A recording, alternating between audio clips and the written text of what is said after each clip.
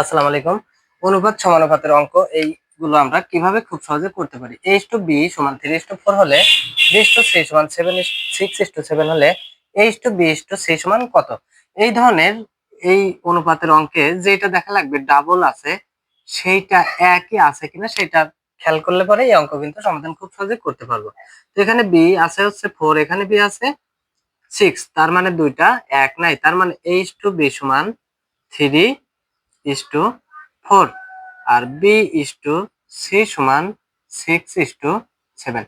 এখন প্রথম b কে গুণ করা লাগবে দ্বিতীয় b দিয়ে এবং দ্বিতীয় b কে গুণ করা লাগবে প্রথম b দিয়ে, এবং প্রথমটাকে যখন দ্বিতীয় b দিয়ে গুণ করব, প্রথমে যারা ছিল সবাইকে আমার সেই একই সংখ্যা দিয়ে গুণ করা লাগবে। তার মানে 4।